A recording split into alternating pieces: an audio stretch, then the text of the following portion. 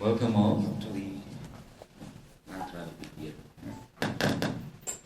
the special seminar on the lessons from nature, which is actually an excerpt from a book called The Life of the Bhagavat.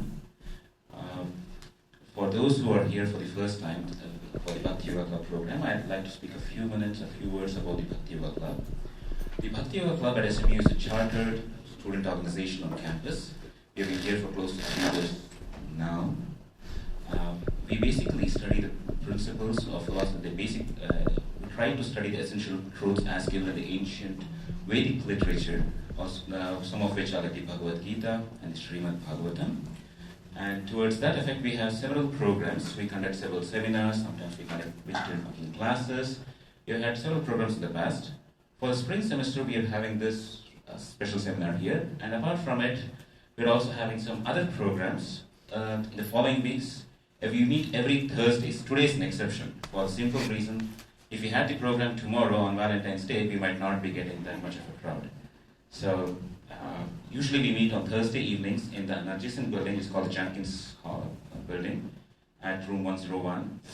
And some of the topics for the future include, especially for next week, it is Wither Love, dating, marriage, spirituality. We try to explore love, the spiritual perspective of love in that lecture. We'll try to do that. We're also having special lectures on going green, the spiritual perspective on environment, qualities of highly elevated souls, and saints and saintly lives. Today we are fortunate to have one such saint with us, His Holiness Hanumat Presaka Swami Maharaj. He is a disciple of His Divine Grace, A.C. Bhaktivedanta Swami Prabhupada, the founder of the International Society for Krishna Consciousness, also known as the Hare Krishna movement. His Holiness graduated with degrees in philosophy and minoring in electrical engineering from University of California at Berkeley. And subsequently, he got in touch with the teachings of Srila Prabhupada and he joined the movement. And he's been an itinerant monk for the past 30 plus years. He lectures widely in various places, especially in the Latin American world. And he's also a visiting professor in one of the universities, which I couldn't get it correctly, the Ricardo Palmar University. Palma, yeah. At Lima in Peru. So without taking too much of your time, I'd now like to invite His Holiness Hanumat Presaka Swami Maharaj. And if you have questions, and if you want to know how to address him, you can call him as Maharaj, which means, literally it means king in Sanskrit, or an emperor, but actually in this context it means one who has controlled his senses or one who has conquered his senses. So please welcome His Holiness Hanumat Presaka Swami Maharaj. Okay. So my glories have been greatly exaggerated, but you can hire him for $15 a week. I have to pay $30. So I grew up in California. I was born on Guam, grew up in California, and then I graduated in psychology by law and philosophy with minor studies in biology and electrical engineering, University of California. I got a first place prize. Then I started a doctorate program in Northwestern in Chicago, but I was really thinking by then, I've been through physics, biology, psychology, that Western knowledge is really limited. So my mentor was president of the American Psychological Association, Donald Campbell, a really great person. So he agreed. So he said, "Why don't you try out the Orient?" So I, left the PhD program and I got a black belt in Okinawan karate, and then I came in contact with our tradition, which is a Bengali tradition. And been very satisfied, very profound. And after that, we were doing different things. We were working, for example, with the Bhaktivedanta Institute, which is our science program. We work with Charles Towns, who invented the laser, other Nobel laureates, and very nice programs. And then, like Sri Ram was saying, since about 10 years, we've been our own private programs in South America. And now we have a group called the North American Institute for Oriental and Classical Studies. North American, NIOS, N-I-O-S. Our webpage is Bhati, B-H-A-T-I, means light, .org, Bhati.org. And it's new. And so we had a contract with San Marcos University, which is also SMU, if you think about it, San Marcos University in Peru. But that's the oldest university in the Western world. And we were doing different programs on Indian culture and traditional culture for 3 years. And this last year, the whole thing was called Light of the Bhagavat, cultivation of the human spirit. And it was centered around a book, again, that A.C. Bhaktivedanta Swami, our founder, produced. Actually, a whole symposium. And he was invited in 1961 to attend a congress in Japan on cultivation of the human spirit. Like that. So he thought, okay, that India has wonderful contribution. So he took one chapter from the 18,000 verse Srimad Bhagavatam, like that. And it's a very, very beautiful chapter about pantheism. Because if you know Oriental culture, they're very, what's the word? They were very animated, by pantheistic descriptions of nature. The beautiful plum blossoms and the willow branches, and so they appreciate cultural higher aspects through pantheism. So this chapter is all about that. The poet Sukadeva Goswami is giving different lessons from nature. And so Prabhupada, A.C. Bhaktivedanta Swami, his idea was that somebody should paint like paintings for each verse. There's 48 verses in the chapter. And then, his explanations, which were about... So this is actually an edition of the book from India, which just has the texts like that. And we're publishing a copy. Oh, you have your copy? Yeah. It's here? Oh, it's in my bag, yeah. So we're publishing a copy of the book, which has...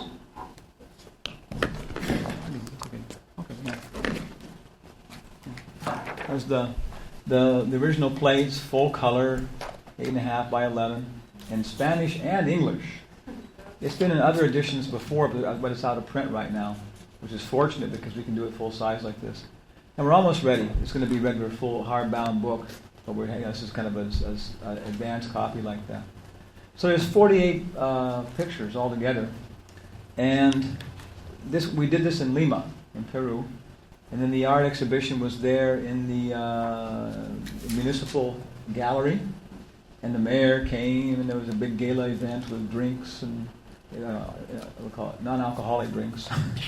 And movie stars. And very, very nice, inauguration. Then newspapers were coming, children were coming for the exhibition. Then we had different pre-events based upon different themes in the book. National Education University, Ambassador of India, National Science Council. And down there in Peru, people are much more, open-minded about different ideas. So it's a very, very good thing. And now we're traveling in the U.S. We made presentations in Boise, Idaho, San Francisco, Mexico, Houston. And we're trying to cultivate this idea that here's a very, very wonderful way for people to appreciate the contribution of this Vedic culture. Because it's something very, very nice. Professor George Hart, he's from the University of California at Berkeley, Department of South Asian Studies. And he wrote a book called A Rapid Sanskrit Method, which is how to learn Sanskrit, how to get started. And in the preface he says, well, why learn Sanskrit? Why not Spanish or German, Portuguese? So he points out that Sanskrit is an enormous carrier of classical culture.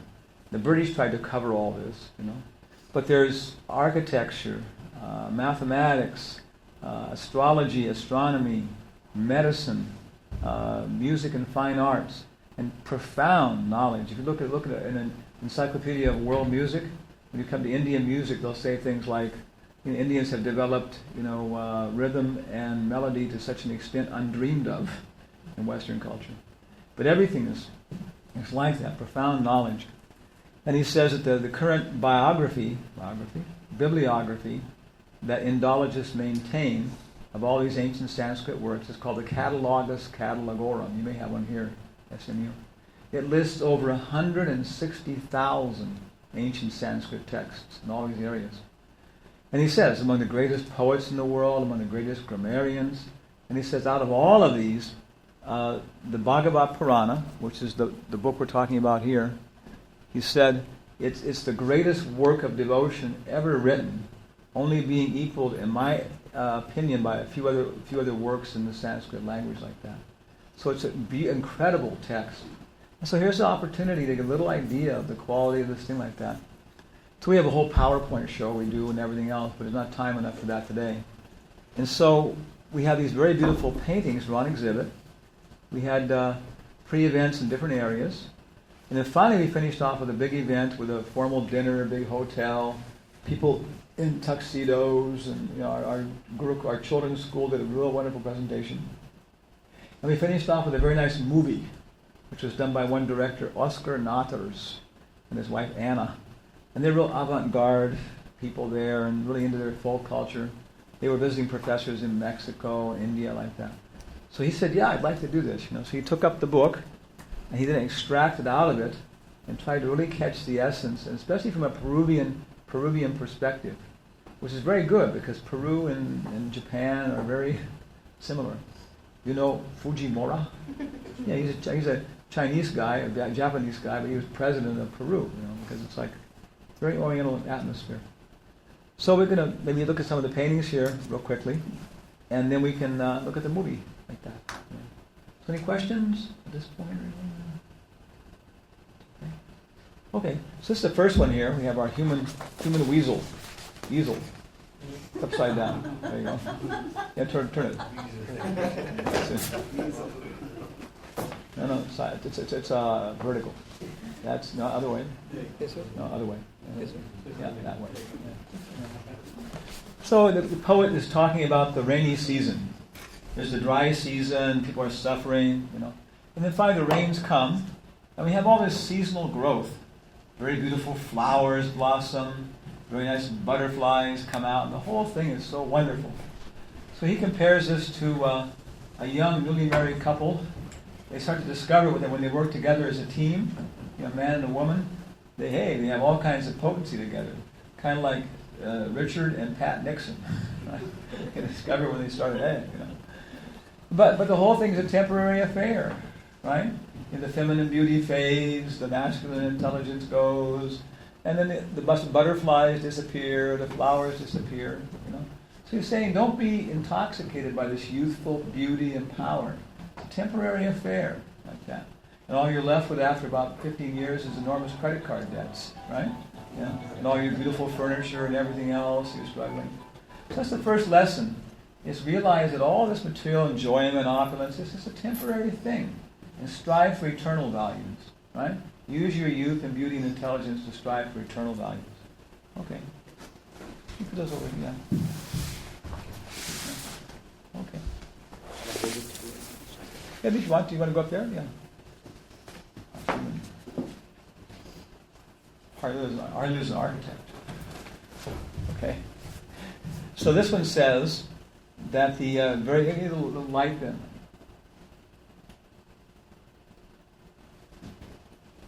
That's the first one. There you go. Okay. This one says that when there's a good rainfall, the little humble, simple village people are very happy because now their crops flourish and there's so much things like that. And they haven't got to take loans from the evil capitalist. Now, not all capitalists are evil. We get money from Bill Gates, so but he's an evil capitalist, confused guy. Because when the rains aren't good, the farmers have to take loans, right? And he charges them high interest rate, and they're struggling, and he can maintain his beautiful silk curtains, his nice furniture, silk robes, flatterers, And so he's depressed when there's good rainfall. So we see nice rainfall, and then there's different people have different reactions. So a lot of the light of the Bhagavat and a lot of our whole literature is very, very sophisticated, very, very advanced political science. Something which is, practically speaking, unknown in the West. India is still first world country in social relations. The population density of India is about 6 times that of Texas. Try and feed, clothe, house, engage 6 times as many people, Mr. Governor. Yeah. But they do it quite well, actually, considering everything like that. And so this is all social philosophy, Varna Ashram system, how the capitalists should relate to the laborers, how the government should relate to the capitalists, how men and women should relate. Next one like that. You put on top of this one here. Oh, yeah, okay. And so we have different classes of people, intellectuals, like here. administrators, kings, merchants, and artisans, laborers. But also the human life, we should go through different phases in our life. 25 years, you should be a student. And not just technical education, really aiming towards character development, learning how to control yourself. Then, 25 years, you get married, you have your family, you have the 4-bedroom house, you're running for congressman or what do you call it, city council, all this competition, get in a car by 7 o'clock in the morning to get out there. But don't die that way. By the time you're about 50, let the kids, take charge of things and sell the big house so they can't come home anymore. They got to start their own life. And get a smaller house and go traveling to places of scenic beauty. And then finally, husband and wife separate in the strict Vedic culture, and she becomes a civil widow, and he becomes a civil dead man. And legally, they sign documents that he has no more obligations like that. And by gradual development, cultivation of the human spirit, they're ready. She goes back, and she's very, very important in the family. The idea of mother in Indian family is more mother. The idea of a lady in Indian family is more of mother rather than wife. Right? My spiritual told me this. In Vedic culture, a boy, child, girl, whatever, they should be allowed to nurse, breastfeed, until I think it's 2 years old if they want to. At that point, you just say enough. So, I don't know, many Indian boys remember sitting with their mother's lap, taking milk from her. So the view of women is different than our West. And the Western view of women is how to exploit them for gross gratification. But many times in India, there's a strong relationship like that. So you see many Indian movies with all the women crying. It's almost every Indian movie of women crying and like that. It's like that. So much more civilized. So here we have this sannyasi, and he's in the last order of life. He just has his little called danda, and his cup for begging, and his robe. I'm actually a sannyasi too. I have 3 outfits like this, and when I'm in India, I don't even wear a shirt. And I just go, and I just take whatever food comes, and I spend all my time preaching introspective life like that. And in a very advanced stage, then you're ready to die. You're already detached from your body. You're already cultivating the human spirit. So this is a more Taoist monk. It's a Chinese art. But it's everywhere. Every culture has this conception of just, getting ready to die. Don't do it all at once. Renounce, become detached, and cultivate the spirit. Right now we're like this. Our body's like this. But as we become more advanced, it becomes the whole spiritual, psychological world opens up. You can read people's minds, you can see the past and future, and then finally you can see the spiritual life. Okay. Now what is spiritual life? When we finally leave everything, we become void or disappear. Some people say you become one with the Brahman or whatever. But this is the Vedic culture that is full of variegatedness. So when Krishna came into Vrindavan in the this time, after the rainy season, everything's very nice, very beautiful. And with his friends and the cows, they enjoyed the beautiful forests. They were blackberries and dates and bananas, and they would play every day and take care of the cows. So this is God. God doesn't want to be an old guy with a beard with arthritis. God wants to be, 9 years old playing with his friends, right? Just every day. And your mother gives you a nice lunch, and you go, yeah. He's a supreme enjoyer. God give me this, God give me that. No, okay, no. You want to give it all to God. His phone's ringing there. So Krishna has his friends, he has his cows, he has his forest, and they're bringing things, and there's unlimited exchanges of love and affection like that. Our last picture. What was it, Norman Mailer? He said, my grandmother told me that in this life, the things that we give and receive at Christmas, the gifts that we give and receive at Christmas are tokens of love. But in the kingdom of God, we give and receive love itself. Like that. So this is the idea. It's some place worth going. Mark Twain said everybody's idea of heaven in the West is a place where everybody goes and plays musical instruments. And he said in America, half the guys can't play anything decent anyway. So it sounds kind of like hell. You just sit there and play this stuff and sing about God. So he said, therefore, the devil's work becomes quite easy to convince everybody to enjoy this world. But it's not like that. This is Krishna. This is Rama. Hare Krishna, Hare Rama. So Rama is the Logos. In Jesus, or Western Christian tradition, we appreciate this as Jehovah, the beloved of Mary, and Christ, right, the Logos, who allows us to connect to God. Guru, same conception. Because God is too great. God is like the sun. And to approach the sun, you have to have something to intermediate. When there's water in the pond, the sun is the friend of the lotus flower. Very nice. But when there's no water in the lake, then the sun becomes too strong and the lotus dies. So we're like the lotus flower, right? And the water is like Guru, like Christ, like Rama. And without that, it's just God is just too powerful. So we need something. St. Francis said the same thing. Very beautiful poems like that. How we had to follow the principles of religion, otherwise, we just couldn't deal with God, that in its pure form. So this is some of the art. There's 48 pictures. And this is a very, very profound culture. I think here in your Bhakti Yoga club, you're gradually, that's the idea of just appreciating these things like that. So any questions? Comments? Maybe one question. Why do you cut your hair that way? What's that? Yeah. Anybody here been to India? He's gone to India. Okay. Have you gone to India? Yeah? How was it? How was India? Wonderful. Yeah? Totally different experience. That's a fact, isn't it? Yes. Yeah. I mean, you have like world, kids have like world history. That basically means American history and European history, a little bit about South America. And Asia is one chapter, everything.